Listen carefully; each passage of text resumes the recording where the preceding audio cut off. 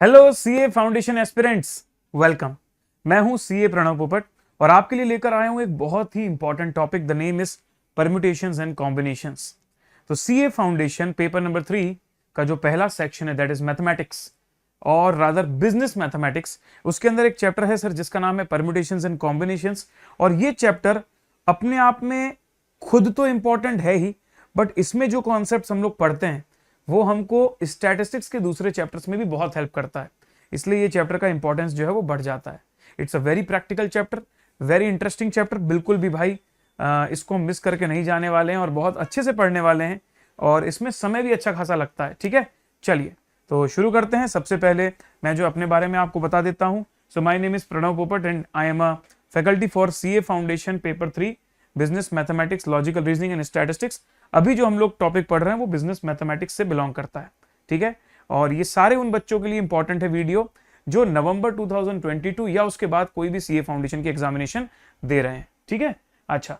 I am a chartered accountant bye qualification and I have cleared all the levels of the CA in very first attempt. I am having 5 years of experience after CA and I am an educator by passion, by choice. So, आपको CA foundation level पर paper 3 पढ़ाऊंगा और intermediate level पर भी paper 3 होता है जिसका नाम होता है कॉस्ट एंड मैनेजमेंट अकाउंटिंग, वो भी मैं पढ़ाता हूं। अच्छा, I am the part of the Baahubali team. So this team which stands with you till the end of the examination. आपने देखा ही होगा कैसे रिसेंट एग्जामिनेशन में आखिरी दिन तक सारे के सारे एजुकेटर्स लगे हुए थे बच्चों की प्रिपरेशन के लिए। And this is my timing. So YouTube पर रोज रात को 8 बजे परम्यूटेशंस एंड कॉम्बिनेशंस का टॉपिक चल रहा है। और अगर आप एक regular batch, structured batch, proper batch जो कि अनअकैडमी ऐप के अंदर होती है, प्लस बैच एकाग्रता, ज्वाइन कर सकते हो, जिसमें मैं 8 AM to 9:30 AM पढ़ा रहा हूं। और ये भी नवंबर दिसंबर 22 अटेम्प्ट वालों के लिए एप्लीकेबल बैच होगी। तो चलिए भाई शुरू करते हैं इस अमेजिंग सेशन को। All the very best. VIP problem of number formation. मुझे ऐसी पूरी पूरी उम्मीद है मेरे प्यारे दोस्तों से कि तुम लोगों को ये वाली जो ट्रिक है इसकी अच्छी खासी प्रैक्टिस हो गई है। ठीक है, और तुमको इसके पीछे का लॉजिक भी समझ में आ गया है। तो हमने पिछले लेक्चर में मैनुअली डिफरेंट डिफरेंट नंबर्स लिखे थे, उनका टोटल चेक किया था और फिर हमने एक ट्रिक पढ़ी थी। ट्रिक में क्या पढ़ा था? सबसे पहले ये पता कर लो कि कितने नंबर ऑफ नंबर्स हो सकते हैं, फिर ये देख लो हर डिजिट कितनी बार रिपीट हो रहा है, फिर डिजिट्स का सम कर दो, उस सम ऑफ डिजिट को रिपीटेशन से मल्टीप्लाई कर दो और उसके बाद अगर 3 डिजिट का नंबर है तो 111, अगर 4 डिजिट का नंबर है तो 1111, इनसे मल्टीप्लाई कर दीजिए। फिर मैंने आप लोगों को होमवर्क दिया था कि भैया एक क्वेश्चन करके आइएगा, विच इज क्वेश्चन नंबर 9। कितने लोगों ने किया है? क्योंकि देखो जितने लोगों ने कमेंट बॉक्स में रिप्लाई किया है कि सर हमने कर लिया, उन्होंने तो किया ही है। उनको छोड़कर भी कई लोगों ने किया होगा लेकिन उन्होंने कमेंट बॉक्स में लिखा नहीं है ना? तो अभी बता दो भाई। वाह भाई वाह, वेरी गुड। तो आप लोगों ने कर लिया है, ये तो बहुत अच्छी बात है, खुशी की बात है। चलो एक बार हम भी डबल चेक कर लेते हैं जो आपका आंसर आया, क्या हमारा भी वही आंसर आ रहा है कि नहीं। एकदम क्विक स्पीड में कर लेते हैं। ठीक है, सबसे पहले सर ये बताइए मुझे कि अगर आपके पास 4 डिजिट का नंबर बनाना है और आपके पास 4 अवेलेबल डिजिट्स हैं 2 4 6 8, तो कितने तरीकों से बना सकते हो? How many number of numbers are there? अरे सर ये तो चिल्टू बात है। 4 डिजिट है, उससे 4 डिजिट का नंबर बनाना है 4p4, हमारे पास 24 डिफरेंट नंबर्स पॉसिबल होंगे। नेक्स्ट, सेकंड, अब मुझे ये पता करना है सर कि रिपीटेशन कितना हो रहा है, हर डिजिट कितनी बार रिपीट होगा। मैंने बोला यार देखो सिंपल सी बात है, 24 डिफरेंट नंबर बनेंगे और मेरे पास 4 यूनिक डिजिट हैं, मतलब हर डिजिट को 6 बार रिपीट होना पड़ेगा, होना पड़ेगा, होना पड़ेगा। ठीक है भाई। थर्ड, रिपीटेशन के बाद हम निकालते हैं sum of digit. Sum of digit, तो सम ऑफ डिजिट हमारा इस बार 1357 नहीं भाई, 2 4 6 और 8। ये देखो ना 2 4 6 8 दिया हुआ है। 4 2 6 6 12 और 8 20। Very good. और चौथे नंबर पर आप लेकर आते हो ये 20 और ये 6 का मल्टीप्लीकेशन, ताकि आपको ये पता चल जाए कि यूनिट्स प्लेस पर टोटल सम ऑफ डिजिट कितना है, टेंस प्लेस पर टोटल सम ऑफ डिजिट कितना है, हंड्रेड्स प्लेस पर टोटल सम ऑफ डिजिट कितना है, ये आपको पता चल जाए। तो 20 इंटू 6 120। अब आते हैं 5वें नंबर पर। तो 5वें नंबर पर हम लोग सर ये वाली वैल्यू को 120 को इंटू 1000 प्लस 100 प्लस 10 प्लस 1, अरे सर शॉर्ट में लिख दो ना, हमको लॉजिक पता है। ठीक है भाई, तो 120 इंटू 4 इक्के 1 2 3 4 खत्म, 133320। उम्मीद करता हूं कि सारे बच्चों को इसकी प्रैक्टिस भी हो गई। देखो यार, at the end of the day आपको ये वाली ट्रिक याद रहनी चाहिए। अब चाहे आपको इसका लॉजिक याद हो चाहे ना हो, आपको क्वेश्चन सॉल्व करते आना चाहिए, ये मेरे को मतलब है उस चीज से।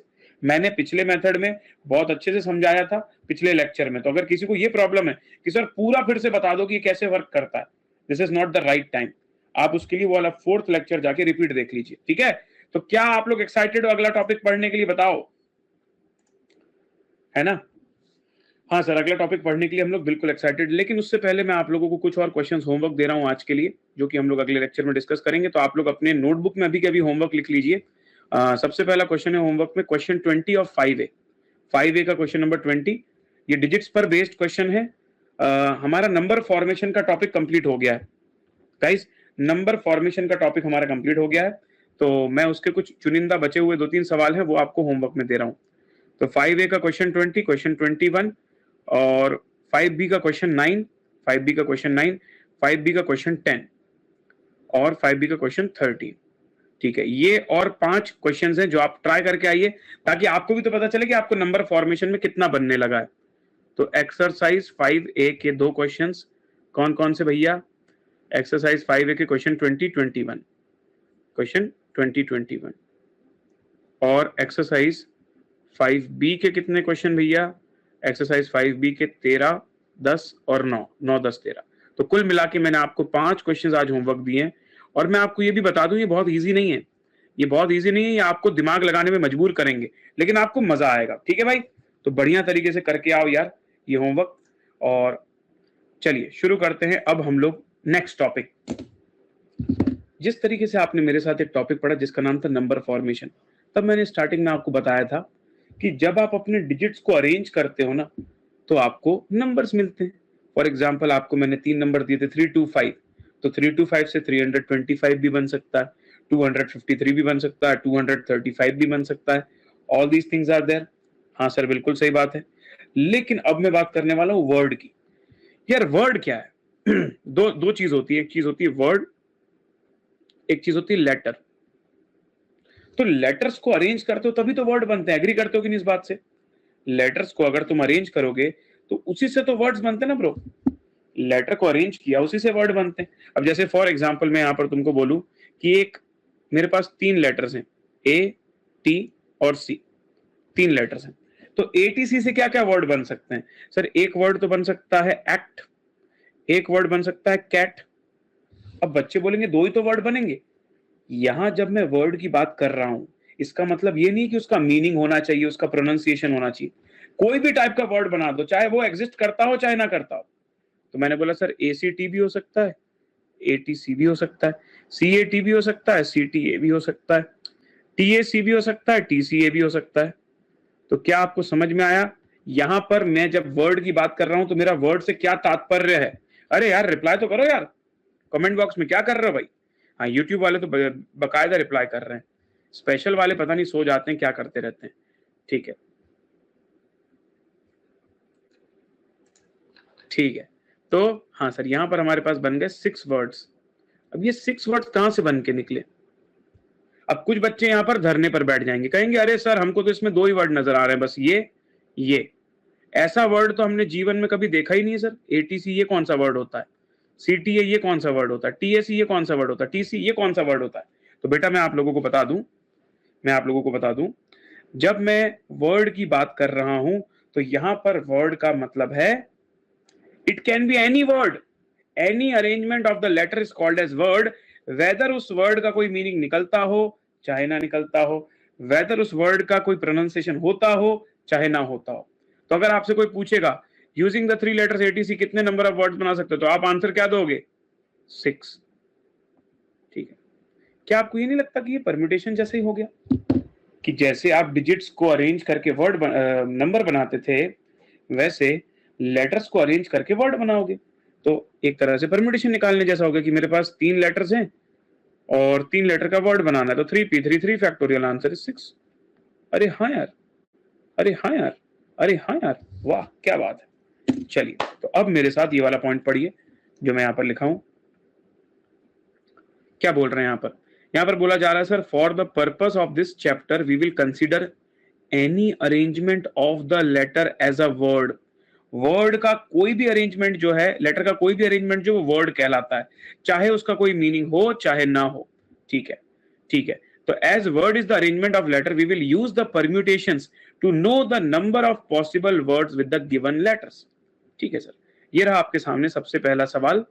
चलिए, how many three letter word, दोस्तों ध्यान दीजिएगा, how many three letter word can be formed using the letters of the word square. ये जो वर्ड आपको दिख रहा है स्क्वायर, इसके जो 6 लेटर्स हैं, इन 6 लेटर को अरेंज करके कितने 3 लेटर के वर्ड बनाए जा सकते हैं, बताइए। आप लोगों के ऊपर है सवाल का उत्तर, मैं नहीं बताने वाला, ये आप लोग बताएंगे। Sir it's very simple, sir it's very simple. 1 2 3 4 5 6, तो which means we have 6 letters, उसमें से 3 लेटर को पकड़ के उनके नंबर ऑफ वर्ड्स बनाने।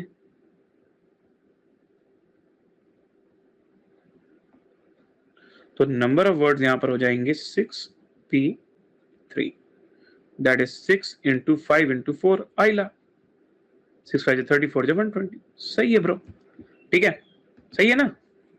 तो ये 6 लेटर लिए, उनमें से कोई 3 लेटर को पकड़ के उनके वर्ड बनाने, तो कितने पॉसिबल वर्ड्स बनेंगे? 6p3, खत्म।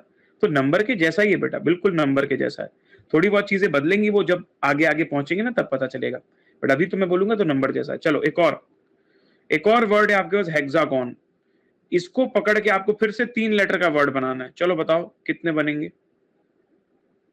सर लेकिन अब तो हमारे पास 7 लेटर्स हो गए ना, 1 2 3 4 5 6 7। जी हाँ, 6 नहीं 7 हो गए। तो बताइए, in that case how many number of words are possible? Sir 7p3, that is 7 into 6 into 5, 210। उम्मीद करता हूं 210 भी सभी को समझ में आ गया है। तो ये था हमारा एग्जाम्पल नंबर 2। ये बहुत बेसिक एग्जाम्पल था, अभी हमने कोई वेरिएशन नहीं लाए हैं। ठीक है, चलो तो ये रहा आप लोगों के सामने अनदर क्वेश्चन। यहां पर ये लीजिए भाई, the number of ways in which the letters of the word dogmatic can be arranged. Solve करो सारे बच्चे।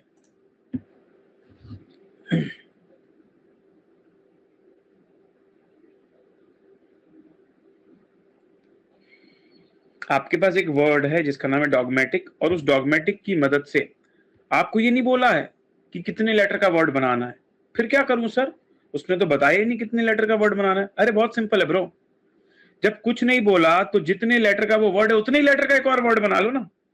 पढ़ के समझ में आना चाहिए भाई, कि जब नहीं लिखा होता है ना तो उतने ही लेटर का एक और वर्ड बना लो। सही है ब्रो, ठीक है। तो ये हो जाएगा हमारे पास, ये हो जाएगा हमारे पास कितना भैया, 1 2 3 4 5 6 7, मतलब n की वैल्यू 7, और r की वैल्यू भी 7 लेनी पड़ेगी, क्योंकि अलग से नहीं दिया कितने लेटर का वर्ड बनाना है। तो it will be 7p7, that is 7 factorial. And what is the value of 7 factorial, my dear friends? Can you tell me? 7 into 6 into 5 into 4 into 3 into 2 into 1. So it is 5040. Yo man, चलो good. अरे 5040 कैसे आ रहा है? ये तो option में नहीं है। 7 लगता है मैंने कम लेटर ले लिए। अरे सर 8 लेटर हैं, आप 7 ले रहे हो। धन्यवाद भाई, धन्यवाद सही करवाने के लिए। सर 8 लेटर हैं सर, 7 नहीं है। तो भैया मास्टर जी से भी गलती हो जाती है यार, कभी कभी माफ कर दिया करो यार भाई यार। चलो 8 फैक्टोरियल, 8 फैक्टोरियल कितना आता भैया? कैलसी में आपने देख ही लिया होगा, 40,320, 40,320। ठीक है, चलिए नो प्रॉब्लम। धन्यवाद धन्यवाद धन्यवाद दोस्तों। अब ये क्वेश्चन देखो भाई, इसको भी मैं बोलता हूं कि इसको भी ट्राई करो, फटाफट ट्राई करो। बताओ इसका आंसर क्या होना चाहिए?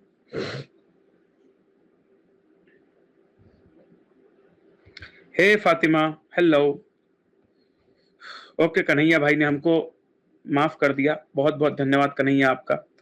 The number of ways the letters of the word computer can be arranged rearranged is,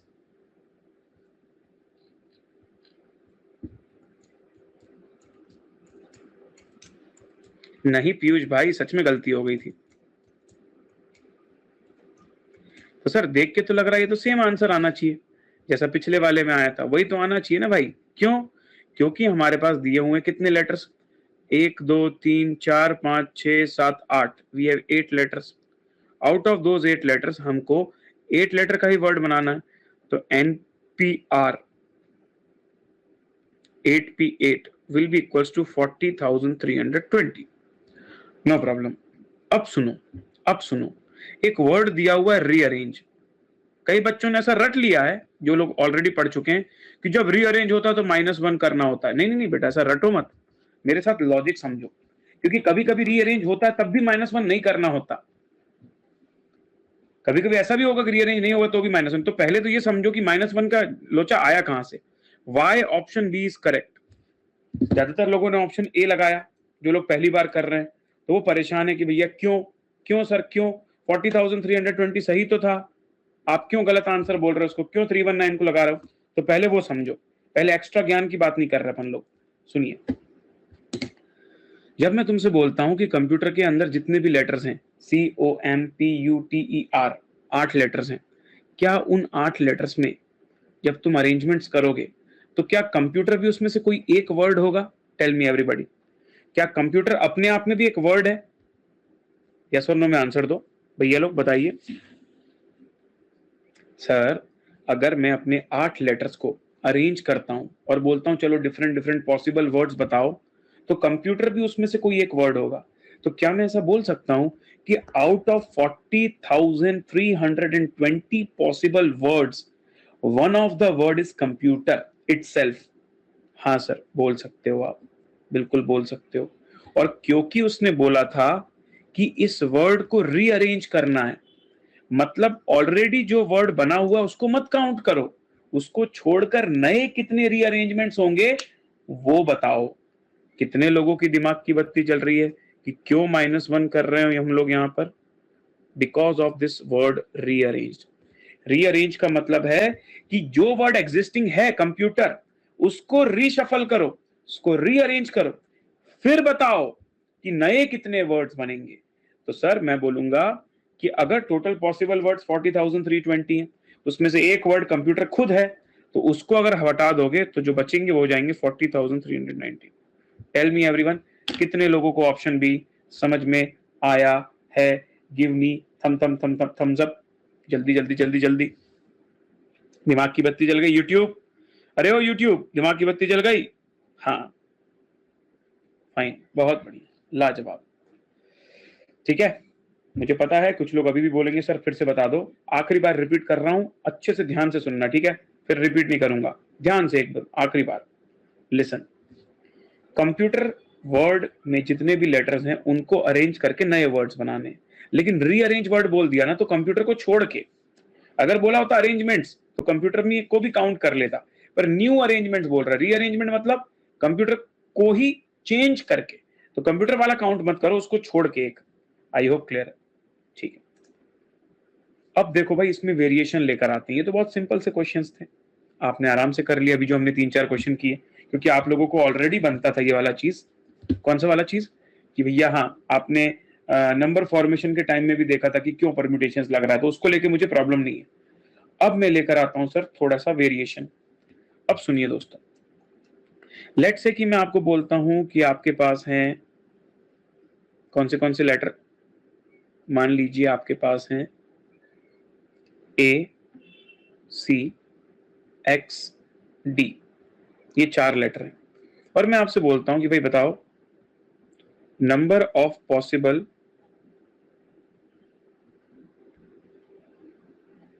words कितने होंगे?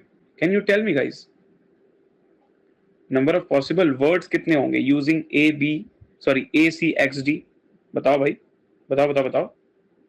Using the letters ACXD, how many different number of possible words are there? 24। क्योंकि sir हमारे पास 4 letters हैं और उन्हीं को arrange करके हमको और वर्ड्स बनाने हैं, तो 4P4 दैट इज 24। बिल्कुल सही बात है sir, 4P4 the answer is 24। अब मैं ना एक कंडीशन डालता हूं, अब कंडीशन को ध्यान से सुनिएगा। अब मैं इसी सवाल के अंदर एक कंडीशन डाल रहा हूं, and the condition is this, and the condition is this. क्या है कंडीशन सर? कंडीशन है CX आर ऑलवेज टुगेदर।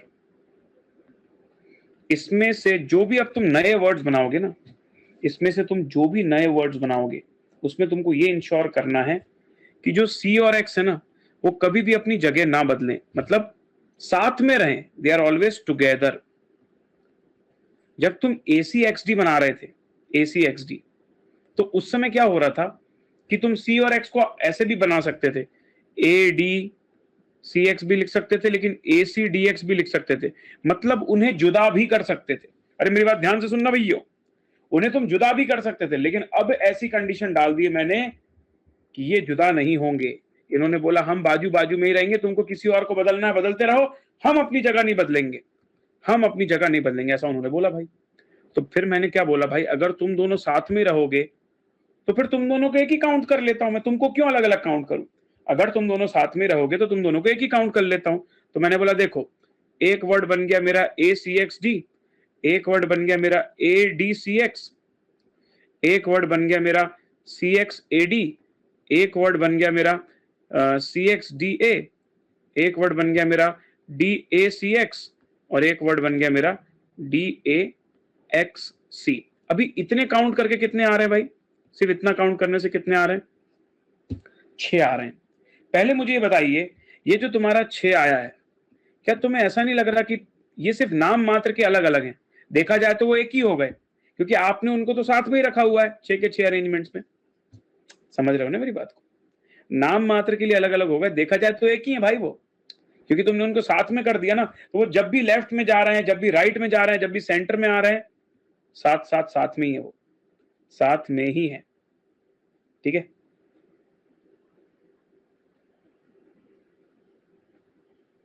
एक मिनट रुकिएगा ना, 1 2 3 1 2 3 CXAD, ये D है ना, गलती से O जैसा दिख रहा है, ये गड़बड़ हो गई यहाँ पर, DCXA ऐसा आएगा, DCXA। लेकिन the 6 is not the correct answer। मैं अब तुमको एक और चीज बताता हूं भाई, ऐसा भी तो हो सकता है कि C और X साथ में तो हैं लेकिन आपस में अपनी जगह बदल दें। C और A साथ में तो हैं लेकिन X लेफ्ट में आ जाए, C राइट में चला जाए। अरे C और X साथ में तो हैं लेकिन आपस में अपनी जगह बदल दें। C और X साथ में तो है लेकिन आपस में अपनी जगह बदल दें। समझ रहे हो बात को, क्या अंतर आया? अरे हाँ समझ गए सर, समझ गए। तो पहले मैंने तुमको ये बताया कि पहले तुम ये मान के सॉल्व कर लो कि C और X तो एक ही एंटिटी है। तो 1 2 और 3 ऑब्जेक्ट्स का कितना होता है परम्यूटेशंस बताइए? 3 ऑब्जेक्ट्स का परम्यूटेशन कितना होता है बताइए? पहले मैं ये मान के चलूं कि CX is one object, CX is one object only, CX अपने आप में सिर्फ एक ऑब्जेक्ट है। तो ऐसे केस में तुम क्या करोगे? CX अपने आप में अगर एक ऑब्जेक्ट है तो ऐसे केस में तुम ये मानोगे कि तुम्हारे पास 3 ऑब्जेक्ट्स हैं, तो 3p3 आंसर आ गया 3 फैक्टोरियल दैट इज 6। तो वो वाला 6 ये रहा, 1 2 3 4 5 6। लेकिन सर हम ये वाली बात तो भूल ही गए कि CX can change their places. क्या CX अपनी जगह चेंज करके XC भी तो हो सकता है? अरे हाँ, तो कोई दो लोगों के आपस में चेंज होने के कितने तरीके हैं बताइए? कोई दो लोगों को आपस में स्वैप करने के कितने तरीके हैं? 2p2 2 factorial. क्या हमें ये दोनों चीजें साथ में करनी है? हाँ हमें दोनों चीजें साथ में करनी है। हम ऐसा भी कर सकते हैं कि इनके अरेंजमेंट भी बना सकते हैं और साथ ही साथ C और X को आपस में फेरबदल भी कर सकते हैं, because both the things are happening together. तो जो फाइनल टोटल वेज तुम्हारे आएंगे, total veg,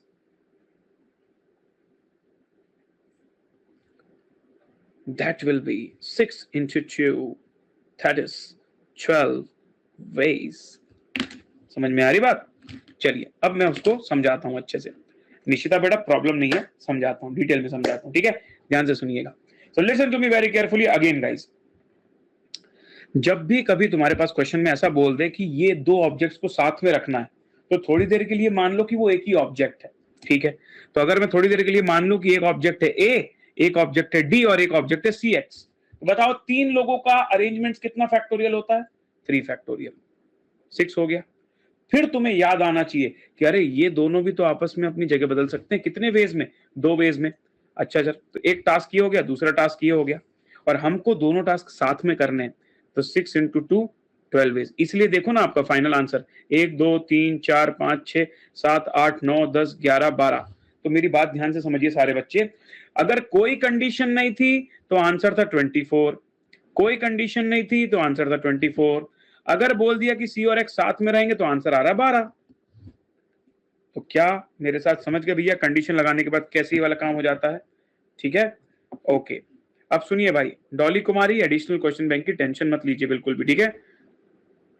additional question bank की बिल्कुल भी टेंशन मत लीजिए, पहले आप मेन सिलेबस कर लीजिए, एडिशनल क्वेश्चन बैंक को लोड मत लो। इससे अच्छा पीवाईक्यू आरटीपीस कर लो, पीवाईक्यू और एमटीपी एडिशनल क्वेश्चन बैंक करने से अच्छा। चलो अब मैं तुमको क्वेश्चन दूंगा तो क्या तुम करोगे भैया? ये वाले क्वेश्चन करोगे जिसमें चीजें टुगेदर होती हैं? ठीक है, चलो करके दिखाओ। ये देखो, ये रहा सवाल। How many arrangements can be made out of the letter of the word drought? तो हमारा वर्ड है ड्रॉट, DRAUGHT। उसमें तुमको ये कंडीशन डाल दी है कि वॉवेल्स कभी भी सेपरेट नहीं होंगे। अरे कभी दूर नहीं होंगे मतलब हमेशा साथ में रहेंगे। कहने का मतलब है वॉवेल्स आर ऑलवेज टुगेदर। थोड़ा आप ट्राई कीजिए, आपको पता ही होगा वॉवेल्स क्या होता है, और जो लोग टुगेदर रहेंगे उनको एक काउंट करके सॉल्व करना, फिर जो लोग टुगेदर रहेंगे वो आपस में अपनी जगह कितने तरीकों से बदल सकते हैं उतने से मल्टीप्लाई कर देना। चलो ट्राई करो, ट्राई करो गाइस, ट्राई करो। हाँ भाई, कुछ लोगों को बड़ी परेशानी है, कोई पढ़ने नहीं दे रहा है, कोई पढ़ाने नहीं दे रहा है, तो मैंने बोला कोई बात नहीं बेटा, आप एकदम फोकस करो, आपको मैं फना कर देता हूं, है ना? फना होके पढ़ो एकदम बढ़िया तरीके से। चलो गुड। तो हमारे पास वर्ड है ड्रॉट, DRAUGHT,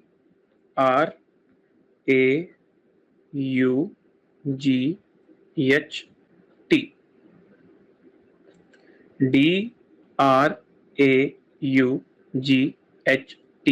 सबसे पहले मेरे प्यारे दोस्तों, वॉवेल्स कौन कौन है इसमें? Who are vowels? Sir vowels मतलब होता है AEIOU, तो हमारे पास वॉवेल्स हैं दो ही, which is A and U। तो जो लोग साथ में रहेंगे, जो लोग साथ में रहेंगे थोड़ी देर के लिए उनको एक काउंट कर लो, ठीक है सर? तो ए और यू को हमने एक काउंट कर लिया, तो पहले तुम कितने नंबर ऑफ परम्यूटेशंस निकालोगे? 1 2 3 4 5 6। तो पहले तुम निकालोगे 6 ऑब्जेक्ट्स का परम्यूटेशन, विच इज 6 फैक्टोरियल। कितना आता है 6 फैक्टोरियल? 720। फिर तुम्हें याद आएगा, अरे ए और यू भी तो अपनी जगह आपस में स्वैप कर सकते हैं, तो A and you can change places, आपस में अपनी जगह बदल सकते हैं वो लोग। कितने वेज में? 2 वेज में। बताइए फाइनल आंसर क्या आ जाएगा? तो फाइनल आंसर आ जाएगा 720 इंटू 2। कितने बच्चों की दिमाग की बत्ती जल गई? यूट्यूब में बत्ती जलाइए और स्पेशल क्लास में थम्स अप कीजिए, ठीक है? और मैं पी लेता हूं पानी, और पानी की बोतल मुझे दिख नहीं रही है, तो कोई बात नहीं, आप क्लास के बाद पानी पियेंगे। अरे दिख गई, दिख गई, दिख गई।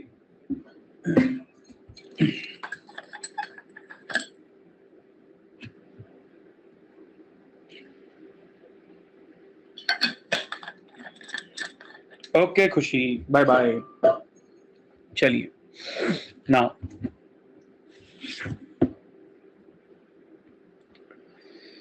एक और सवाल करते हैं ना इस पर based. There are 6 books on economics, या फिर एक काम करो पहले तुम, हाँ चलो ये वाला करते हैं। देयर आर, मैं तुमको एक एग्जांपल देता हूँ ना, पहले काय को पहले और प्रैक्टिस करो। How many words can be formed using letters of word complex, using letter of the word complex where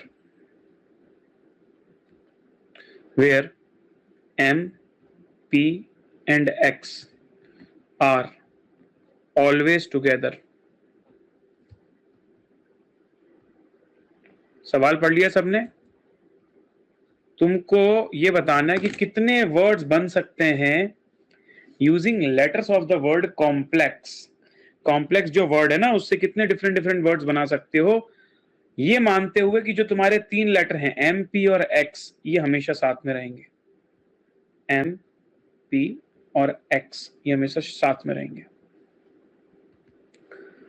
तो मैंने बोला देखो भाई, सीधी बात है, कॉम्प्लेक्स है तो COMP, एल तो रहेगा नहीं इसके साथ, तो एक्स को बाजू में कर देता हूं, एल और ई कर देता हूं।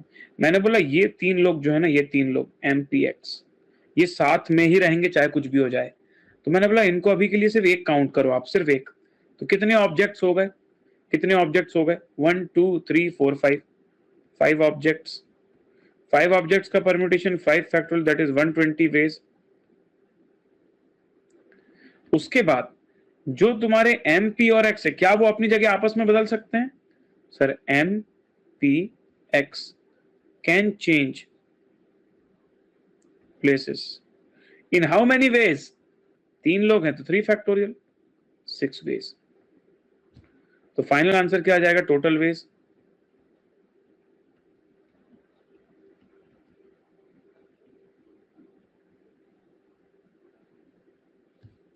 सेवन 720। तो लाजवाब भाई, मजा आ गया। बहुत सारे बच्चों ने 720 एक बार में बता दिया था, मतलब आप लोग समझ गए चीजों को, दैट्स ग्रेट। चलिए अगला क्वेश्चन ट्राई कीजिए। अब ये वाला क्वेश्चन पढ़ो।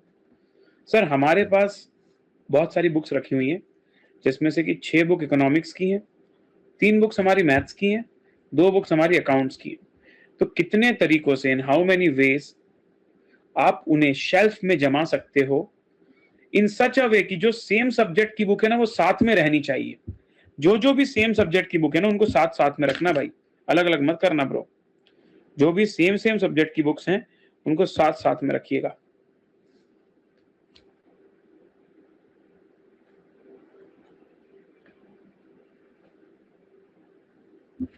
ये भी बढ़िया सवाल है भाई, लाजवाब सवाल है ये भी। थोड़ा कोशिश करिए, फिर मैं तो बताऊंगा ही बताऊंगा। प्रतिमा यस यस वेल ट्राइड, हो सकता है आपका आंसर सही हो प्रतिमा।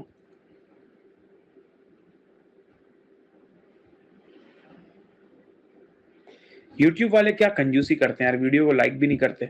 बताओ क्या कर रहे हो तुम लोग आज भाई, वीडियो को लाइक करो। ये स्पेशल वाले जितने लोग हैं नहीं जाके वीडियो को लाइक करेंगे, देखना बाद में। अभी भले वो यहाँ पर हैं, तुम लोग वहां रह के भी लाइक नहीं कर रहे। चलो वेरी गुड कृपा, वेरी गुड कृपा, सुपर। अब सुनिए ध्यान से, 6 बुक्स हैं इकोनॉमिक्स की, ठीक है सर, 3 मैथ्स की और 2 अकाउंट्स की। तो मैं ऐसा कर देता हूँ E1, E2, E3, E4, E5, E6, फिर M1, M2, M3, उसके बाद A1, A2। अब मेरी बात ध्यान से सुनिएगा दोस्तों, अब मेरी बात ध्यान से सुनिएगा। जो इकोनॉमिक्स की बुक है आप चाहते हो कि वो साथ में रहें, आप भले उनको आपस में उनके अरेंजमेंट्स को चेंज कर दो, लेकिन ऐसा नहीं होगा कि मैथ्स की एक बुक इनके बीच में आ जाएगी। जितनी भी इकोनॉमिक्स की बुक है वो साथ में रहेंगी टुगेदर, तो मैं उसको एक काउंट करूंगा, एक एंटिटी। मैथ्स की सारी बुक भी एक काउंट होंगी और अकाउंट्स की सारी बुक भी साथ में रहेंगी एक। तो ऐसे अगर देखा जाए तो 1 2 3, पहले ये बताइए, वी हैव 3 ग्रुप्स, उनको अरेंज करने के कितने तरीके हैं? Sir 3 factorial, 6 ways. मतलब हो सकता है कि कभी ये तीनों यहां पर हो, ये चाहिए 6 के 6 बीच में हो, ये लेफ्ट में चला जाए या सेंटर में चला जाए, ऐसे 6 वेज हो गए। लेकिन लेकिन क्या इकोनॉमिक्स की 6 बुक आपस में अपनी जगह बदल सकती हैं? मतलब arrangement of objects with in the group, arrangements of object with in the group, ये बताइए भाई, क्या ये जो ऑब्जेक्ट्स हैं ये with in the group arrange हो सकते हैं? हाँ, कितने तरीकों से? 6 फैक्टोरियल इकोनॉमिक्स के लिए हो जाएगा, 3 फैक्टोरियल मैथ्स के लिए हो जाएगा और 2 फैक्टोरियल अकाउंट्स के लिए हो जाएगा। तो फाइनल टोटल आंसर क्या आएगा? टोटल आंसर आएगा 6 into 6 factorial into 3 factorial into 2 factorial. अब इसको सॉल्व करके बता दो भाई सही आंसर क्या है फाइनल वाला। तो 6 into 720 into 6 into 2, 51840, 51,840 is the answer. अभी कितने लोगों को समझ में आ गया? दिमाग की बत्ती जलाइए या थम्स अप प्रेस कीजिए। ठीक है, काफी लोगों को आ गया है। यूट्यूब पे दिमाग की बत्ती नहीं जल रही है, जलें फिर हम आगे बढ़ें। हाँ चलो, जलनी चालू हो रही है। अब मैं एक बार रिपीट करता हूँ इसको, क्योंकि जब तक एक बार रिपीट नहीं करूंगा तब तक तो काम चलेगा ही नहीं ना। ये देखो निशिता ने बोल ही दिया। निशिता बेटा आप नहीं भी बोलते तो भी मैं रिपीट करता, ठीक है? अब सुनिए। अरे यार तुम क्यों कंफ्यूज हो रहे हो?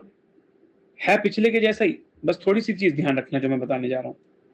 हमारे पास इकोनॉमिक्स की 6 बुक हैं, 6 बुक, मैथ्स की 3 बुक हैं, अकाउंट्स की 2 बुक हैं। पहली कंडीशन ये है कि जो जिस सब्जेक्ट की बुक है ना वो साथ में रहेंगी, ऐसे आपस में मत कर देना 11 फैक्टोरियल कि कहीं भी किसी को भी अरेंज कर दो। अगर इसी क्वेश्चन में कोई कंडीशन नहीं होती ना, कोई कंडीशन नहीं होती तो 11 की 11 बुक को कहीं भी अरेंज करते 11 फैक्टोरियल वेज में। लेकिन कंडीशन है, लेकिन कंडीशन है। क्या कंडीशन है? बोल रहा है कि सेम सब्जेक्ट की बुक, सेम सब्जेक्ट की बुक सेम साथ में होनी चाहिए, आर टू बी टुगेदर। तो मैंने बोला एक काम करते हैं, जो जो लोग साथ में है ना पहले उनको एक काउंट कर लेते हैं। यही तो हमने पिछले क्वेश्चंस में भी किया था, पूरे को एक काउंट कर लेते थे। तो यहां पर तो 3-3 लोग साथ में, इसको भी एक काउंट कर लिया, इसको भी एक काउंट कर लिया और इसको भी एक काउंट कर लिया। 1 2 3 3 फैक्टोरियल 6 वेज। फिर मैंने बोला कि भैया क्या ये 6 बुक आपस में अपनी जगह बदल सकती हैं? हाँ, कितने वेज में? 6 फैक्टोरियल वेज में। क्या मैथ्स की 3 बुक आपस में अपनी जगह बदल सकती है? The answer is yes. कितने वेज में? 3 वेज में। क्या अकाउंट्स की अपनी बुक्स जो है वो आपस में दोनों A1 A2 A2 A1 जगह बदल सकती है? 2 वेज में। तो this into this into this into this, आ गया आंसर। ठीक है, खुशी भार्गव, निशा सिंह, जेरी, निशिता, आप लोगों से पूछ रहा हूं, have you got it guys now? थोड़ा लॉजिकली सोचो, जो भी चीजें साथ में उनको सेम काउंट करना, सिंपल सा फंडा है। चलिए ये वाला क्वेश्चन करिए। मैं नहीं पढ़ रहा हूं क्वेश्चन को, तुम ही पढ़ो। मैं नहीं पढ़ रहा इस क्वेश्चन को, तुम ही पढ़ो और तुम ही आंसर करो।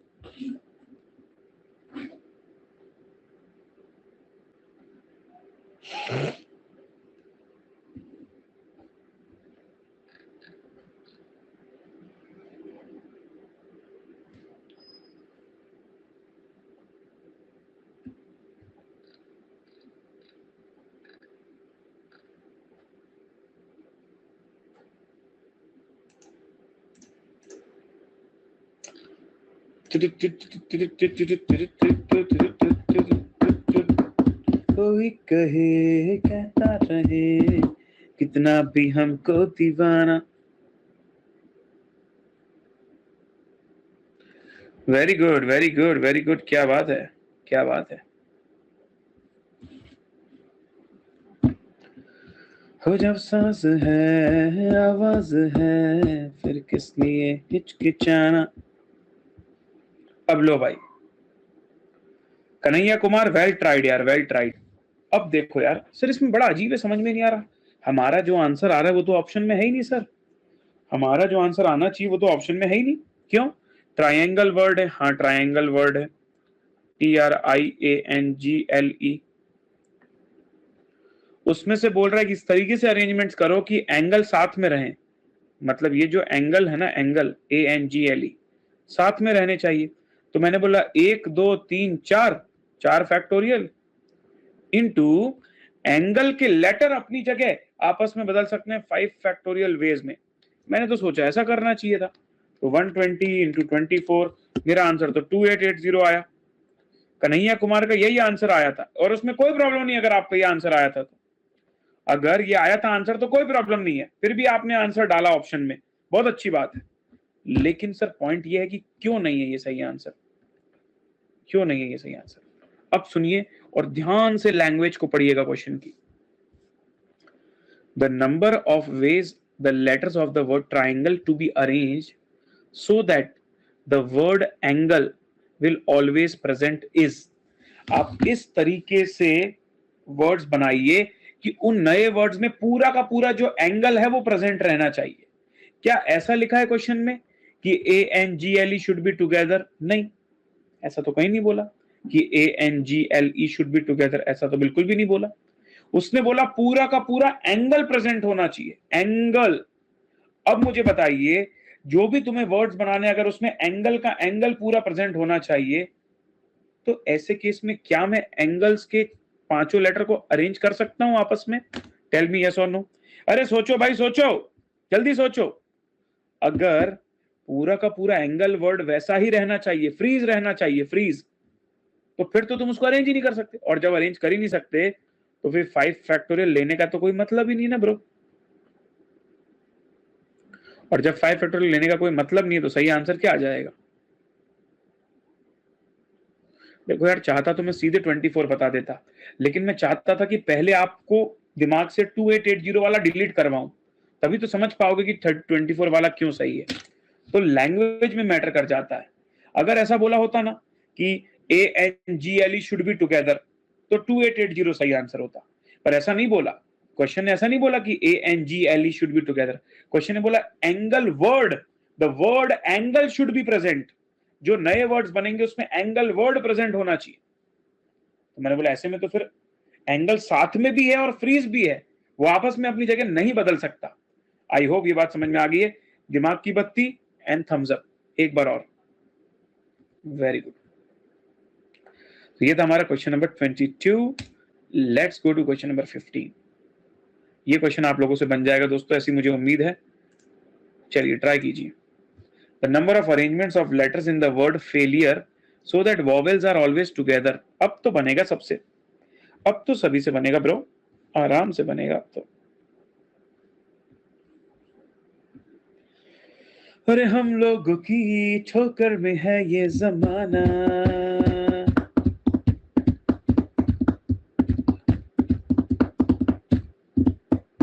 जब सांस है आवाज है फिर किस लिए हिचकिचाना, अरे गाएंगे हम अपने दिलों का तराना।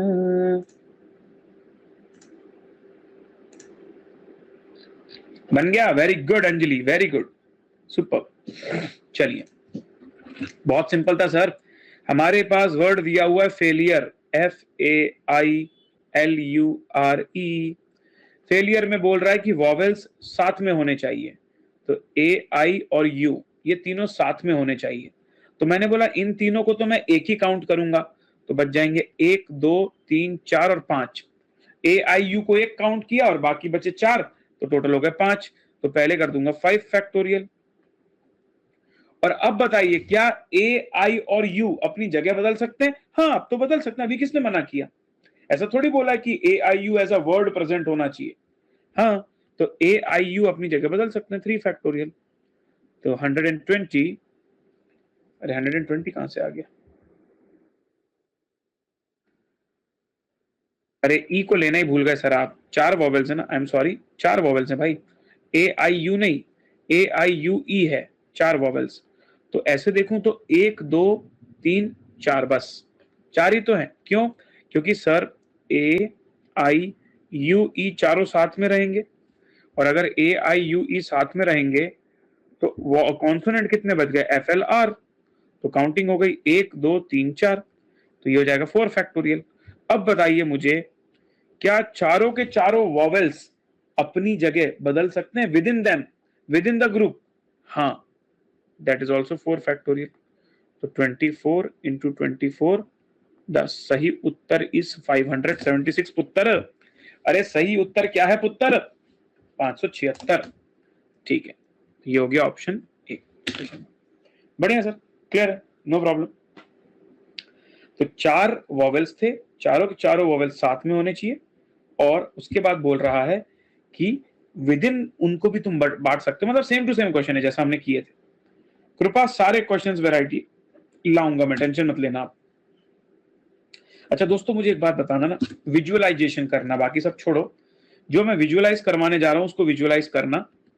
बताइए, आपको जो ये डायग्राम दिख रहा है, ये स्क्वायर, अगर इस स्क्वायर में से मैं इतना पार्ट हटा देता हूं, ग्रीन वाला, सॉरी ये ऑरेंज वाला पार्ट हटा देता हूं इस पूरे स्क्वायर में से, तो क्या ये ग्रीन वाला पार्ट बच जाएगा? क्या ये बात सही है? क्या लगता है देख के? अरे एकदम छोटा बच्चा भी बता देगा KG1 का कि हाँ, इसमें से अगर आप ये तोड़ दोगे तो ये बच जाएगा। हाँ, ठीक है सर। अब मैं आपको एक बात बताता हूं, अभी हमारे पास कैसे क्वेश्चंस आ रहे हैं ना, अभी हमारे पास बोल रहा है कि ऐसे वर्ड्स बनाओ, नंबर ऑफ वर्ड्स जहां पर फलाना ठिकाना आर टुगेदर, जहां पर dash dash dash are together, ऐसे सवाल आ रहे हैं कि number of words of the letter of the word failure where vowels are together, इस टाइप से सवाल आ रहे हैं। लेकिन एक और वैरायटी होती है क्वेश्चंस की कि number of words using the letters of the word फलाना ठिकाना where these are never together, उल्टा पूछ दे, उल्टा, तभी कैसा करेंगे यार, तब कैसा करेंगे? when they ask कि नॉट टुगेदर, तब क्या करोगे? जैसे कि फॉर एग्जाम्पल अभी हमने फेलियर वाला एग्जाम्पल किया था, फेलियर वाला एग्जाम्पल किया था, तो उस एग्जाम्पल में क्या था हमारे पास? सर फेलियर वाले एग्जाम्पल में बोला था कि आपके पास ये वर्ड हैं, उनके लेटर्स को अरेंज करके आप बताइए कितने नए वर्ड्स बनेंगे अगर vowels are together, vowels are together. अब मैं इसी क्वेश्चन को घुमा के पूछ रहा हूं, the number of arrangements of the letters of the word failure so that the vowels are never together, उल्टा पूछ लिया, तब कैसा करोगे? तो अब मैं आपको सिखाता हूं नेवर टुगेदर निकालने का तरीका।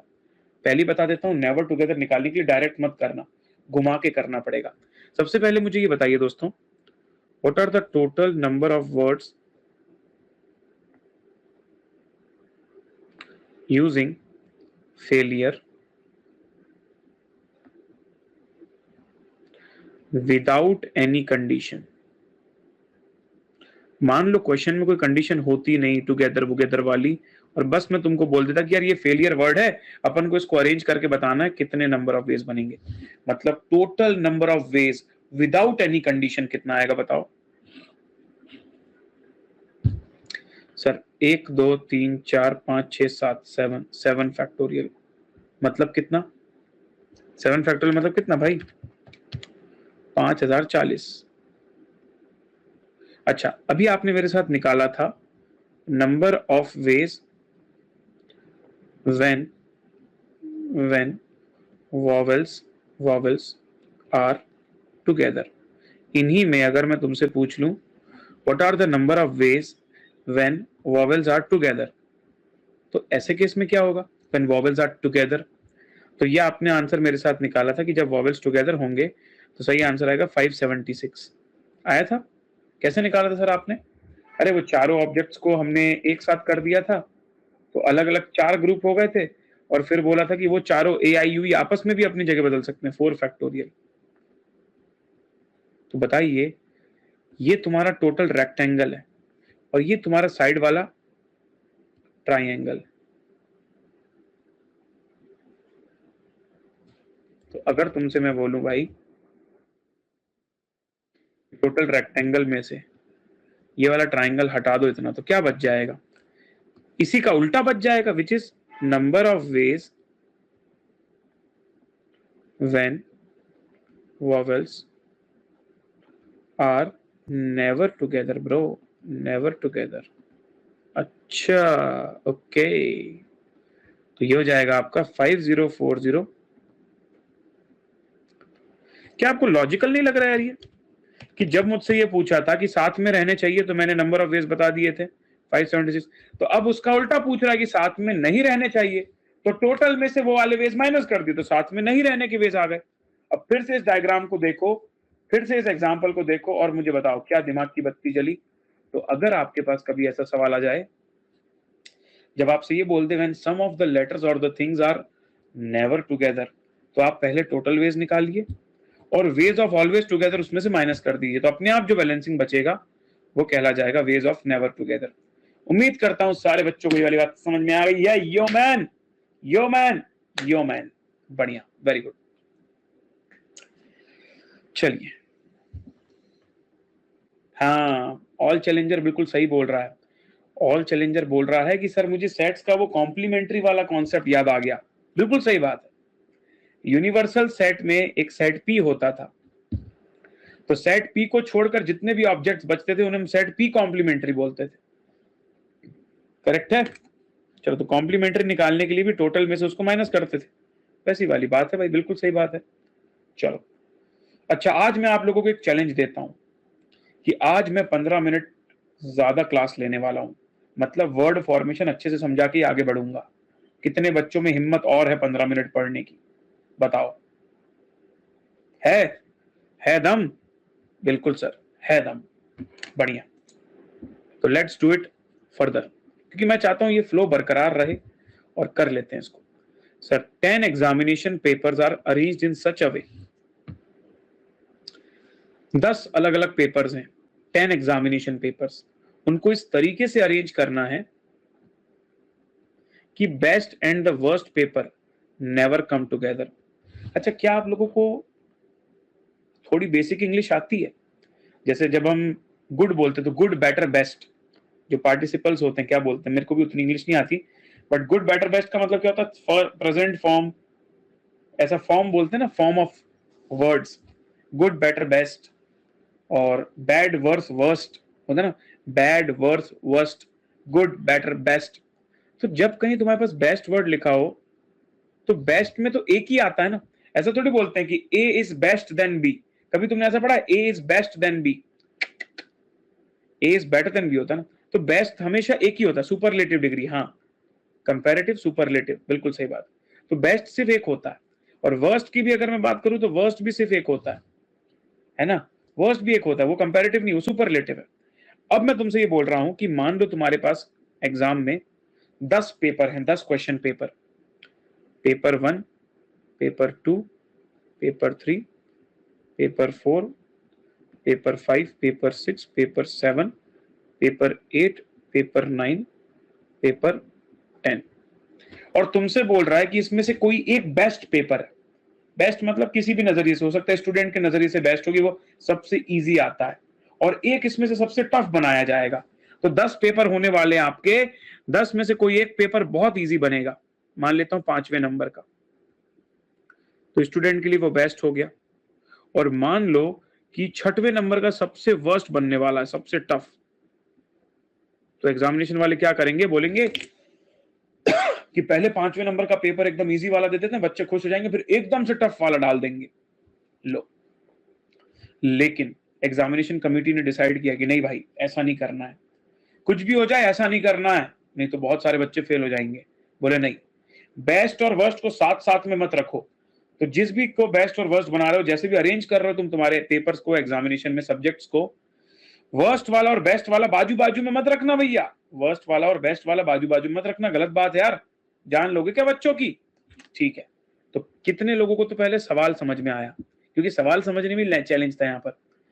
देयर आर 10 एग्जामिनेशन पेपर्स, उसमें से कोई 2 पेपर बेस्ट या वर्स्ट हैं, और हम नहीं चाहते कि वो साथ में आए। We want that they are never together, they should not come together. तो इस चीज को करने के कितने नंबर ऑफ वेज हैं? आपको तो पता है, हमसे जो पूछा जाएगा हम उसका उल्टा करेंगे। अगर नेवर टुगेदर पूछेगा तो हम पहले निकालेंगे कि ऑलवेज टुगेदर के कितने वेज हैं। तो सबसे पहले तो आप टोटल वेज निकाल दो, टोटल वेज विदाउट कंडीशन। अगर नॉर्मली 10 पेपर अरेंज करने होते हैं, उनका शेड्यूल अरेंज करना होता है, तो 10 लोगों को अरेंज करने के, शफल करने के कितने तरीके हैं? 10 फैक्टोरियल। अब आंसर मत निकालना 10 फैक्टोरियल का, 10 फैक्टोरियल ही रहने दो, आंसर मत निकालना, ठीक है। नाउ अब मैं बोलता हूं number of ways when best and worst are together. कितने तरीके हैं जहां पर तुम ये बोल सकते हो कि बेस्ट और वर्स्ट साथ में, टुगेदर है, टुगेदर साथ में। तो सर ऐसे केस में अगर हम इनको टुगेदर मान के करें ना, तो ये दोनों को एक काउंट कर लो, सिंगल काउंट, तो हो जाएगा 1 2 3 4 5 6 7 8 9, 9 फैक्टोरियल।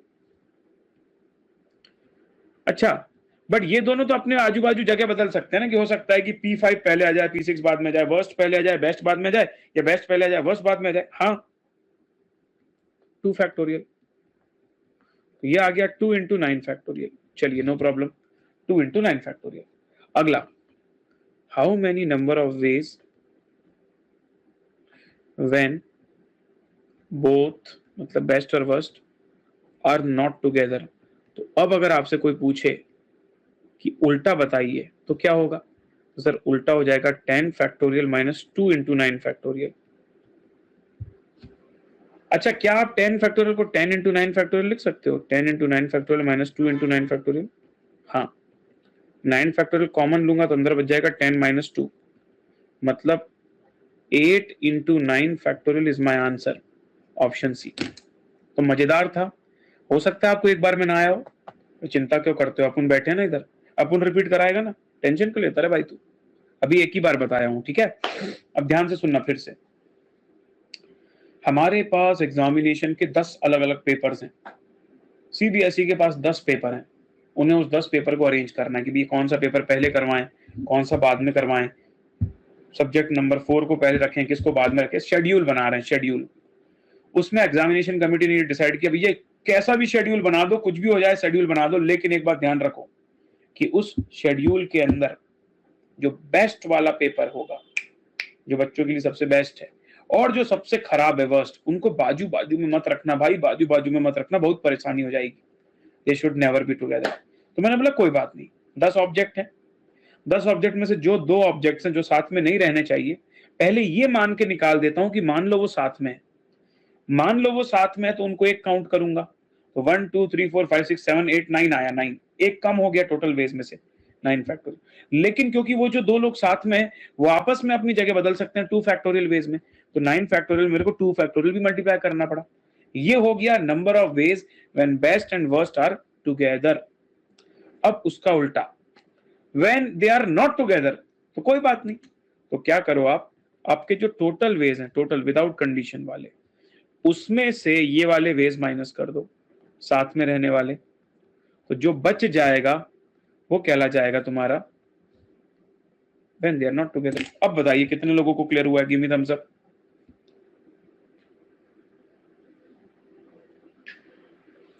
अब जैसे देखो रोहित क्या बोल रहा है, रोहित बोल रहा है सर लेकिन क्वेश्चन में कहां लिखा हुआ है कि बेस्ट और वर्स्ट सिर्फ 2 ही पेपर है, वही तो इसलिए तो इंग्लिश समझा रहा था स्टार्टिंग में।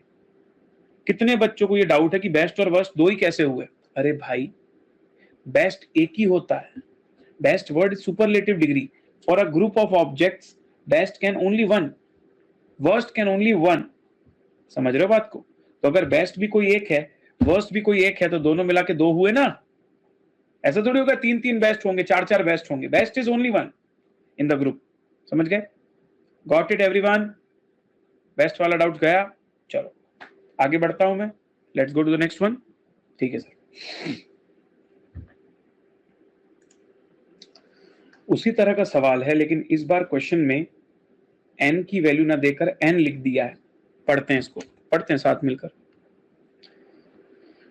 There are n articles, there are n articles arranged in such a way, n objects हैं हमारे पास, उनको इस तरीके से अरेंज किया गया है कि जो 2 पर्टिकुलर आर्टिकल्स हैं वो कभी भी साथ में नहीं आने चाहिए। तो out of the n objects कोई 2 ऑब्जेक्ट्स हैं जिनको साथ में नहीं रखना है, तो बताइए नंबर ऑफ अरेंजमेंट्स कितने होंगे। सबसे पहले तो मैं आप लोगों से पूछता हूं, what is the number of arrangement of n articles without condition, बताओ। तुम्हारे पास n आर्टिकल्स हैं, उनको विदाउट कंडीशन अरेंजमेंट्स निकालने हो, परम्यूटेशंस निकालना, तो क्या होगा, n फैक्टोरियल। जैसे 10 आर्टिकल्स तो 10 फैक्टोरियल, तो n आर्टिकल्स तो n फैक्टोरियल, ठीक है। अब मैं तुमसे बोलता हूं कि अरेंजमेंट व्हेन 2 ऑफ देम, मतलब 10 में से कोई 2, उनको आपने साथ में रख दिया है, आर ऑलवेज टुगेदर, आपने इस तरीके से अरेंज किया कि उन n में से कोई 2 साथ में रहेंगे। अब बताओ कितने नंबर ऑफ फैक्टोरियल वेज आएंगे। तो अब यहां समझने वाली बात है, यहां समझने वाली बात है, तुम्हारे पास n ऑब्जेक्ट्स हैं, उन n ऑब्जेक्ट्स में से कोई 2 ऑब्जेक्ट्स को अगर तुम एक बना दोगे तो टोटल काउंटिंग तुम्हारी 1 से कम हो जाएगी। समझो, जैसे तुम्हारे पास 10 पेपर थे, 10 में से जो 2 पेपर तुम्हारे साथ वाले थे, अगर तुमने उन दोनों को 1 काउंट कर लिया तो तुम्हारी टोटल काउंटिंग 10 की जगह 9 हो गई। उसी तरह अगर मैं बोलता हूं तुम्हारे पास n आर्टिकल्स हैं और n आर्टिकल्स में से 2 आर्टिकल्स को तुमने एक काउंट कर लिया है, तो तुम्हारी ओवरऑल काउंटिंग अब कितनी हो जाएगी बताइए, 1 कम हो जाएगी। हालांकि जो वो 2 आर्टिकल्स हैं जिनको तुम साथ में नहीं रख रहे हो, साथ में रख रहे हो, वो आपस में तो अरेंज हो सकते हैं 2 फैक्टोरियल वेज में। हाँ, फिर से रिपीट करता हूं पूरी बात। जब तुम्हारे पास 10 पेपर थे, पिछले क्वेश्चन को रेफर करके मैं यहां पर मदद ले रहा हूं, जब तुम्हारे पास 10 पेपर थे और 10 पेपर में से 2 पेपर को तुमने साथ में काउंट कर लिया था कि दे विल बी टुगेदर, तो काउंटिंग हो रही थी 1 2 3 4 5 6 7 8 9, इसलिए तुम यहाँ 9 लिख रहे थे। उसी तरह अगर तुम्हारे पास n आर्टिकल्स हैं, n आर्टिकल्स में से 2 आर्टिकल्स साथ में हो गए, टुगेदर हो गए, तो अब ओवरऑल काउंटिंग उन दोनों को एक ही काउंट करना, उन दोनों को अलग अलग मत काउंट करना, तो काउंटिंग 1 से कम हो गई, n-1 हो गई n की जगह। और अब जो वो 2 लोग हैं जिनको तुमने साथ में रखा है, वो भी तो अपनी जगह आपस में बदल सकते हैं 2 फैक्टोरियल वेज में। ठीक है सर, तो ये हो जाएगा 2 इंटू n-1 फैक्टोरियल। अब मुझे निकालना फाइनल चीज, क्योंकि मुझसे ये थोड़ी पूछा है कि साथ में रहने के वेज निकालो, अल्टीमेटली तो मुझसे पूछा है they are never come together, तो उसका उल्टा करना पड़ेगा। तो अरेंजमेंट व्हेन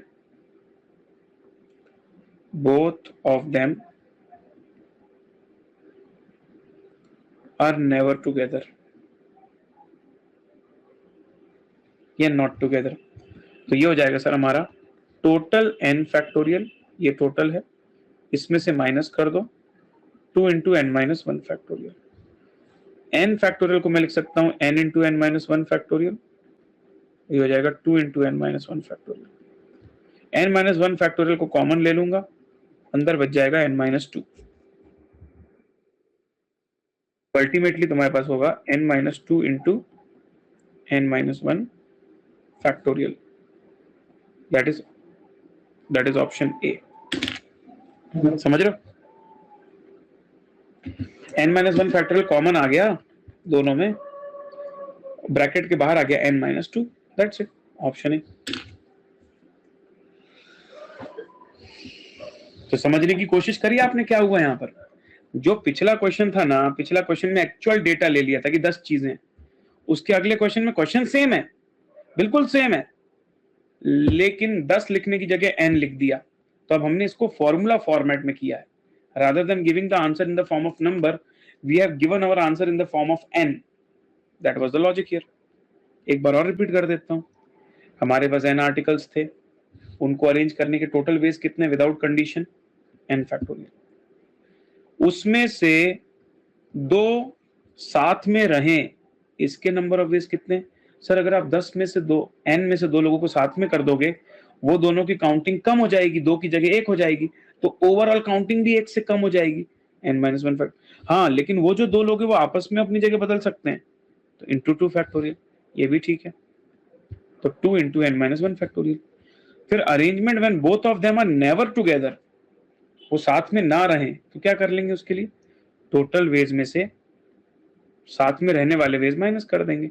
जब वो माइनस किया, n फैक्टोरियल को मैं n इंटू n-1 फैक्टोरियल भी लिख सकता हूँ, 2 into n-1 factorial, n-1 factorial, n-1 factorial common निकला, अंदर बच गया n-2, अल्टीमेट आंसर आ गया ऑप्शन ए।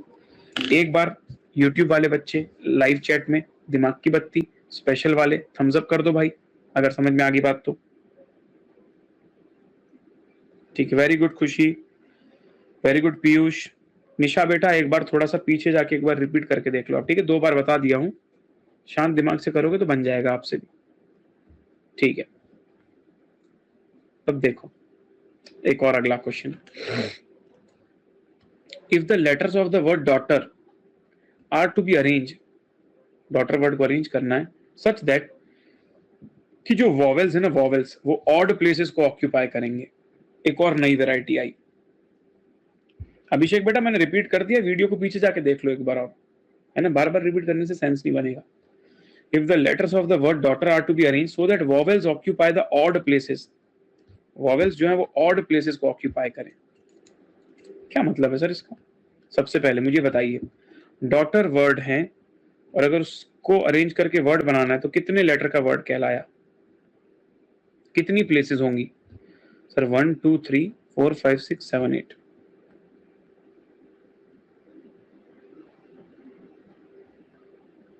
1 2 3 4 5 6 7 8, उसमें से तुम्हारी ये प्लेसेस ऑड प्लेसेस कहलाएगी, पहली प्लेस, तीसरी प्लेस, 5वीं प्लेस, 7वीं प्लेस।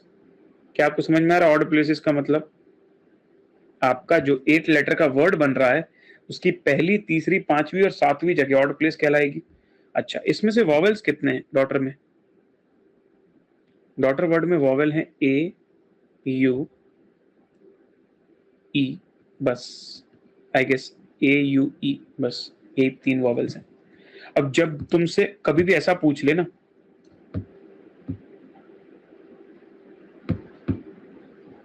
जब तुमसे बोले ना कि ये 3 लेटर हैं, इनको वॉवेल प्लेस में अरेंज करना है, तो अब तुमको क्या करना पड़ेगा, ये 4 में से कोई 3 वॉवेल्स, मतलब कोई 3 प्लेसेस पहले तो डिसाइड करनी पड़ेंगी और फिर उन 3 प्लेसेस में लेटर्स को अरेंज करना पड़ेगा। तो मैंने बोला 4 प्लेस 3 लेटर, तो पहला स्टेप हमारा हो जाएगा अरेंजिंग वॉवेल्स, 3 वॉवेल्स इन 4 प्लेसेस। तो ये हो जाएगा सर 4p3। सर 3p4 नहीं होगा क्या? 3p4 तो पॉसिबल ही नहीं है ना बेटा। कभी भी आपको क्वेश्चन को पढ़ के कभी ऐसा लगे ना कि 3p4, तो फिर वो वाले फंडे को याद रखना कि n की वैल्यू कभी छोटी थोड़ी हो सकती है, तो उल्टा कर देना। ठीक है, 4p3। अभी बताओ रिमेनिंग कितने लोग हैं? मान लो 4 में से तुमने कोई 3 प्लेस ऑक्यूपाई कर दी, ये वाली कर दी, ये वाली कर दी और ये वाली कर दी। चलो अब कितने लेटर बच गए सर? अब कॉन्सोनेंट बच गए D G H T R 5, और जगह भी बच गई 1 2 3 4 5। ठीक है, तो remaining 5 consonants can be put in 5 places.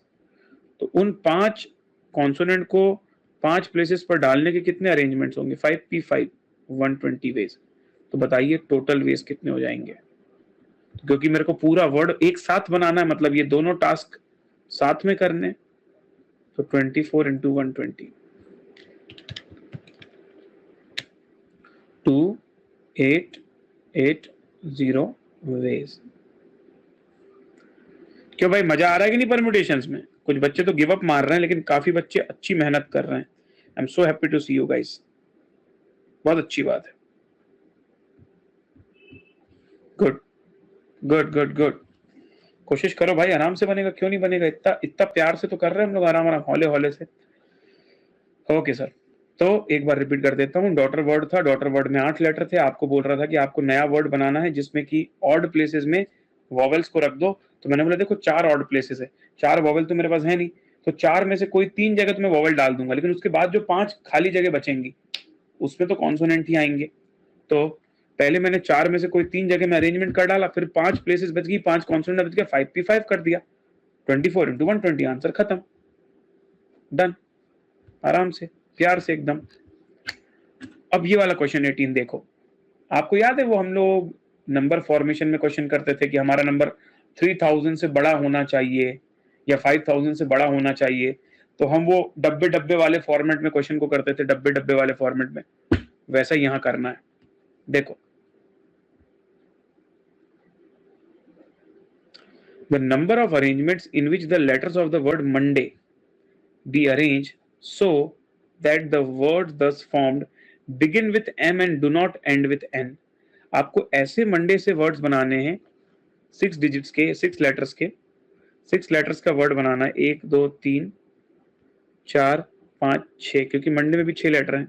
लेकिन उसमें 2 कंडीशन डाल दी। पहली कंडीशन डाल दी तो पहली जगह पर कि स्टार्ट विथ एम, चाहे कुछ भी हो जाए आपका वर्ड एम से स्टार्ट होना चाहिए। और दूसरी कंडीशन डाल दी आखिरी प्लेस पर, do not and with an. दोस्तों आपको याद होगा जब ऐसी कोई सिचुएशन आती है तो हम हर एक प्लेस को अलग अलग नंबर्स देते हैं काउंटिंग रूल के हिसाब से। अभी मुझे सारे बच्चे बताइए पहली प्लेस पर कौन कौन से लेटर्स पॉसिबल हैं? पहली प्लेस पर कौन कौन से लेटर्स पॉसिबल हैं? सर देखो, एम तो आएगा नहीं, अरे एम ही आएगा ब्रो, एम ही आएगा। Only one possibility, that is M. तो पहली जगह को फिल करने का सिर्फ एक तरीका है, 1 एम। अच्छा, आखिरी जगह का बताइए, आखिरी जगह में कितने लोग आ सकते हैं? सर एन आ नहीं सकता, इसमें एम भी आ नहीं सकता, सिर्फ आ सकते हैं तो ओ डी ए वाई। अब कुछ बच्चे बोलेंगे सर आपने एम क्यों नहीं काउंट किया इसमें? बेटा अगर एम यहां बैठ चुका है ऑलरेडी, तो एम आखिरी में कैसे बैठेगा? दो जगह तो प्रेजेंट रह नहीं सकता, तो एम भी नहीं आ सकता और एन को तो क्वेश्चन ने मना कर दिया कि एन भी नहीं आ सकता, तो बच्चे ओ डी ए वाई। तो ये हो गए 4 वेज। अब मेरे को बताओ भाई, मंडे के अंदर से तुम्हारे 2 लेटर गायब हो चुके हैं और तुम्हारी 6 में से 2 जगह भर चुकी है, तो बची हुई 4 जगह में 4 3 2 1 खत्म। कर लो मल्टीप्लाई सबको, आंसर आ जाएगा। ऐसे तो करते थे हम लोग वहां पर भी नंबर फॉर्मेशन, क्योंकि तुम नंबर फॉर्मेशन अच्छे से पढ़ के आए हो ना, तो वर्ड फॉर्मेशन अब इजी लगने लगा। कितना आ रहा बेटा? 96। चलो बहुत बढ़िया। सो आई होप गाइस कि ये सेशन आपके लिए हेल्पफुल रहा होगा। अब मैं आपको एक बहुत इंपॉर्टेंट बात बता देता हूं, और वो ये है कि जो भी सेशंस मैं फ्री ऑफ कॉस्ट यूट्यूब पर ले रहा हूं, सारी की सारी लाइव स्ट्रीम्स जो हैं वो अपलोड भी होती हैं, और हम कोई भी वीडियो डिलीट नहीं करते हैं। तो you can see here there is a virtual library www.livelily.me CA-Live-Daily। ये लिंक अपने पास लिख लीजिए आप। इसको जैसे ही आप क्लिक करोगे, आपके सामने इस तरीके से एक वेब पेज ओपन होगा, और इस वेब पेज में आप जा सकते हो। मेरे नाम आपको यहाँ पर दिख जाएगा, सीए फाउंडेशन मैथ्स प्रणव पोपट, और जैसे ही आप वहां क्लिक करोगे तो आपको इस तरीके का पेज दिखेगा, जिसमें नवंबर 22 क्लासेस। थोड़ा नीचे स्क्रॉल करोगे तो आपको जितने भी मैंने शुरू से लेकर टॉपिक लिए हैं, topic 1, topic 2, topic 3, topic 4, topic 5, और अभी जो चल रहा है वो टॉपिक 6 परम्यूटेशंस एंड कॉम्बिनेशंस, सबकी प्लेलिस्ट मिल जाएगी। और आप कोई भी चैप्टर फ्री ऑफ कॉस्ट एकदम शुरू से लेकर आखिरी तक कर सकते हो। ठीक है, आप सारा यहां देख सकते हो, nothing is getting deleted. Okay fine. इसके साथ साथ आप लोग हमारे साथ स्पेशल क्लासेस में भी ज्वाइन कर सकते हो, और उसके लिए आपको सिर्फ अनअकैडमी लर्निंग ऐप डाउनलोड करना है। Free of cost special classes देखी जा सकती हैं। So this is my code, और ये कोड जो है CAPRANAV, अगर आपको मेरी टीचिंग स्टाइल पसंद है तो आप एक्नॉलेज कर सकते हैं मेरा कोड यूज करके कई जगह पर। जैसे कि अगर आप कोई भी सब्सक्रिप्शन परचेज करते हैं तो आपको मैक्सिमम डिस्काउंट मिलेगा। दूसरी बात, अगर आप कोई भी अदर सब्सक्रिप्शंस भी लेते हो लाइक अदर देन CA, तो भी मेरा कोड यूज कर सकते हो। एंड एज वेल एज अगर आप स्पेशल क्लास पहली बार देखने वाले हो तो पहली बार में आपको अनलॉक कोड लगता है, तो अनलॉकिंग के लिए भी आप ये कोड यूज कर सकते हो। And there is one more thing, महीने में 1 या 2 बार एक कॉम्बैट टेस्ट होता है जिसके अंदर स्कॉलरशिप मिलती है। वहां भी अगर फ्री में एनरोलमेंट करना है तो you can use my code CAPRANAV। ठीक है सर। अब मैं आपको इंपॉर्टेंट बात बताता हूं सर, हम जो यहाँ पर फ्री प्लेटफॉर्म में पढ़ाते हैं और पेड बैच में क्या गैप है। तो देखो भाई, एक चीज होती है रेगुलर क्लास, एक होती है रिवीजन क्लास। रेगुलर क्लास में 2 मोड्स होते हैं, एक पेड प्लेटफॉर्म, एक फ्री प्लेटफॉर्म। फ्री प्लेटफॉर्म में लाइव और रिकॉर्डेड का मिक्स होता है, और यहाँ पर सेपरेट नोट्स अलग से नहीं दिए जाते, सिंपल क्विजेस होती है यहाँ पर। रही बात पेड प्लेटफॉर्म की, 100% लाइव होता है प्रॉपर डेडलाइन के साथ। एक्सक्लूसिव नोट्स दिए जाते हैं वहां पर जो आप प्रिंट भी करवा सकते हो। RTP और PYQ इंक्लूड होते हैं क्लासेस में, यस। नेगेटिव मार्किंग वाली प्लस की क्विज होती है, जिस क्विज में आप बिल्कुल एग्जाम जैसा एनवायरनमेंट देख सकते हो। और test series, yes, free test series include होती है, जिसमें इवेल्युएट करके भी आपको आंसर दिए जाते हैं। चलो क्विज में तो ठीक है, अकाउंट्स और लॉ में भी इवेल्युएटेड टेस्ट सीरीज है, जहां पर आपके कॉपी चेक करके आपको दी जाती है। फिर आता है sir free platform for revision marathon. तो रिवीजन और मैराथन तो एनीवेज फ्री है, it is free for everyone, वो अलग बात होगी। लेकिन अगर आप पहली बार नए स्टूडेंट हो और पहली बार पढ़ने जा रहे हो CA फाउंडेशन का, तो मैं बोलूंगा इस वाले सिचुएशन में जाके आप अपनी प्रोबेबिलिटी बढ़ा सकते हो पास होने की। ठीक है जी। चलिए, तो ये अभी ऑनगोइंग बैच चल रहा है हमारा, जिसमें पूरा सिलेबस करवाया जा रहा है CA फाउंडेशन का। इसके साथ साथ और भी बहुत सारी बैचेस, अगर आप सब्सक्रिप्शन लेते हो तो आपकी चॉइस होती है कि आप कौन सी बैच से, किस टीचर से, या मिक्स ऑफ बैचेस से पढ़ना चाहते हैं, completely your choice. Time table देख सकते हो आप हमारी बैच का। जैसा कि मैंने आपको बोला था, मैं 8 AM to 9:30 AM आता हूँ। अकॉर्डिंगली हर सब्जेक्ट के बीच में 15 मिनट्स का ब्रेक है, और 1:45 PM तक आपकी सारी क्लासेस ओवर हो जाती हैं। तो ये है CA फाउंडेशन के सब्सक्रिप्शन के चार्जेस। ये जो आपको दिख रहा है, this is for Unacademy plus, and this is for Unacademy iconic. Iconic के अंदर आप देखोगे प्राइजेस थोड़े ज्यादा आपको दिखेंगे, क्योंकि यहाँ पर ये एक्स्ट्रा फीचर्स हैं अलॉन्ग विद क्लासेस। ठीक है। और ये जो कोड्स आपको दिख रहा है, CA प्रणव, जैसे कि मैंने बताया, ये सारे प्राइसेस बिफोर डिस्काउंट है। कोड लगाने के बाद आपको 10% या उससे ऊपर कोई भी मैक्सिमम डिस्काउंट परसेंट चल रहा होगा, वो यूज आप कर सकते हो। तो thank you so much guys. Subscribe करना बिल्कुल भी ना भूलें, और अगर आपको वीडियो पसंद आया हो तो लाइक जरूर करें। कमेंट करके मुझे जरूर बताएं कि आपको आज का सेशन कैसा लगा, और अगर आप हमारे चैनल से जुड़े रहना चाहते हैं तो बेल आइकॉन जरूर प्रेस करिएगा। ठीक है जी। So all the very best everyone, see you all tomorrow in the next lecture. Bye bye, take care and let's crack it.